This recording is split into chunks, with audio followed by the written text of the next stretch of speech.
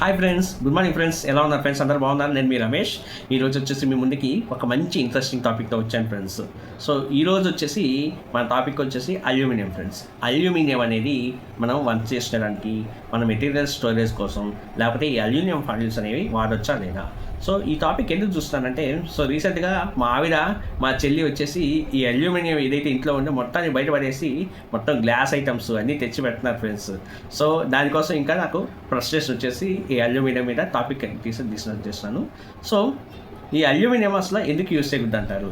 So aluminium వచ్చేసి safe friends. మీకు తెలుసు కదా, మన అమ్మమ్మలు కానీ, లేకపోతే మన అమ్మమ్మలు కానీ, మన నాన్నమ్మల కాలం నుంచి అల్యూమినియం అనేది ఈ వంటల పాత్రలుగా బాగా యూస్ చేస్తారు. కానీ వాళ్ళు ఏం చేసేవాళ్ళంటే, ఈ అల్యూమినియంతో పాటు సో వాళ్ళు ఇంకా మట్టి పాత్రలు, లేకపోతే రాగి, ఇంకా వచ్చేసి ఇంకా ఇత్తడి, ఇలాంటి వాటిని యూస్ చేసి వంట చేసిన వాళ్ళు హ్యాపీగా తినేవాళ్ళు. వాళ్ళు చాలా ఆరోగ్యంగా ఉన్నారు. 100 సంవత్సరాల పైన వరకు బతికినారు అనమాట.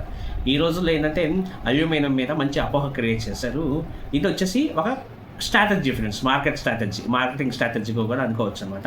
అల్యూమినియం యొక్క వాల్యూ తగ్గించేసి స్టీల్ యొక్క వాల్యూ పెంచాలని చెప్పేసి, గ్లాస్ యొక్క వాల్యూ పెంచాలని చెప్పేసి మనకి వచ్చారు. కానీ మీకు తెలుసు కదా ఫ్రెండ్స్, మన మిడిల్ క్లాస్కి లేకపోతే బిలో మిడిల్ క్లాస్కి వచ్చేసి అల్యూమినియం అనేది తక్కువ ధరకు వస్తుంది.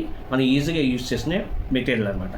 కానీ వీళ్ళు ఏం చేశారంటే, దీని మీద మార్కెటింగ్ స్ట్రాటజీస్ వల్ల ఏంటంటే ఈ అపోహలు ఎక్కువైపోవడం వల్ల, పుకార్లు ఎక్కువైపోవడం వల్ల ఈవెన్ ఒక మిడిల్ క్లాస్ వాళ్ళు కూడా కాస్ట్ ఎక్కువ పెట్టి ప్రతి ఒక్కటి స్టీల్ ఐటమ్ లేకపోతే గ్లాస్ ఐటమ్ కొంటున్నారు ఫ్రెండ్స్. దానివల్ల ఏంటంటే వాళ్ళ బడ్జెట్ అనేది పెరిగిపోతుంది అనమాట. సో అల్యూమినియం చాలా మంచి ఫ్రెండ్స్. సో హ్యాపీగా యూస్ చేసుకోవచ్చు. అల్యూమినియం అసలు ఎందుకు వాడకూడదు, ఎక్కడ వాడకూడదు? అల్యూమినియం మెయిన్గా వచ్చేసి రెండు మెటీరియల్స్ కోసం వాడకూడదు ఫ్రెండ్స్. ఒకటి వచ్చేసి సిట్రస్, అంటే పుల్లటి మెటీరియల్స్ ఏవైతే ఉన్నాయో వాటి కోసం వాడకూడదు. లేదు అంటే ఉప్పు ఎక్కువ ఉన్న మెటీరియల్స్ వాడకూడదు. ఎందుకని వాడకూడదు అంటే, అల్యూమినియం వచ్చేసి ఒక లైట్ మెటీరియల్ అనమాట. సో ఇది వచ్చేసి ఇంకోటి వచ్చేసి ఇది ఒక సాఫ్ట్ మెటీరియల్. ఈ అల్యూమినియం వచ్చేసి ఈ పుల్లటి వస్తువులతో టచ్ చేసినా కానీ, లేకపోతే ఉప్పు మెటీరియల్స్తో టచ్ చేసినా ఏమవుతుందంటే ఆ అల్యూమినియం కాస్ట్ ఏమవుతుందంటే లీచ్ అవుతుంది, అంటే కరిగి ఫుడ్లో అనేది చేరుతుంది అనమాట. సో దానివల్ల ఏంటంటే ఫుడ్ యొక్క టేస్ట్ చేంజ్ అవ్వడం, ఫుడ్ యొక్క కలర్ చేంజ్ అవ్వడం, లేకపోతే అల్యూమినియం మెటీరియల్లో వచ్చేసి చిన్న పార్టికల్స్ అనేవి జనరేట్ అవ్వడం, లేకపోతే మనం అల్యూమినియం వెజల్స్ మీద వచ్చేసి చిన్న హోల్స్ అనేవి చూస్తాం అనమాట.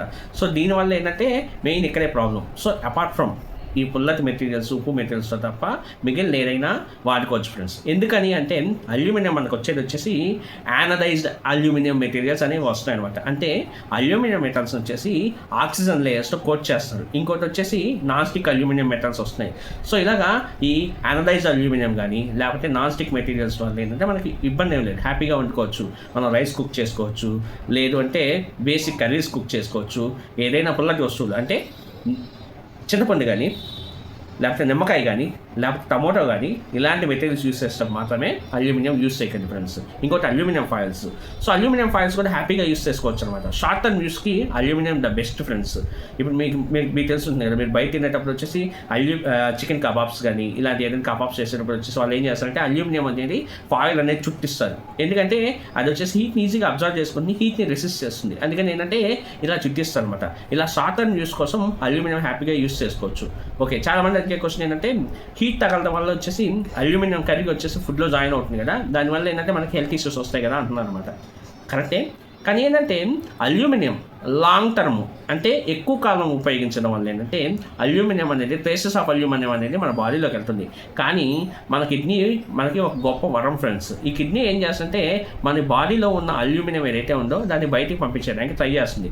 సో ఇప్పుడైనా రేర్గా వచ్చేసి మీరు అల్యూమినియం యూస్ చేసినా కానీ, లేకపోతే అల్యూమినియంతో కొన్ని మెటీరియల్స్ కుక్ చేసుకున్నా, హీట్ మెటీరియల్స్ యూస్ చేసినా కానీ, సో ఆ మెటీరియల్స్ ఏదైతే ఉన్నాయో లేకపోతే దాని నుంచి వచ్చిన ట్రేసెస్ ఆఫ్ అల్యూమినియం ఈ బాడీలోకి వెళ్తే ఈ కిడ్నీలు అనేది బయటికి పంపించేస్తాయి. దాంతో ఇబ్బంది లేదనమాట. లాంగ్ రన్లో అల్యూమినియం కానీ ఇలాగా బయట మీరు ఫాయిల్స్ ద్వారా తెచ్చుకున్నా కానీ, లేకపోతే చెప్పాను కదా ఈ పుల్లటి వస్తువులు ద్వారా కానీ, లేకపోతే సాల్ట్ వస్తువుల్లో యూజ్ చేసిన అల్యూమినియం ఎప్పుడైతే బాడీలోకి వెళ్తుందో దానివల్ల వచ్చేసి మెయిన్గా వచ్చేసి న్యూరో రిలేటెడ్ డిసీజెస్ వస్తాయి. అంటే ఆల్జీమర్స్, మతిమరుపు ఉంటారు కదా, ఆ మతిమరుపు రిలేటెడ్ ప్రాబ్లం వస్తుంది ఫ్రెండ్స్. దాంతో తప్ప ఇంకా అల్యూమినియంతో ఎలాంటి ప్రాబ్లం లేదు. అల్యూమినియంని నిర్భయంగా యూజ్ చేసుకోవచ్చు ఫ్రెండ్స్.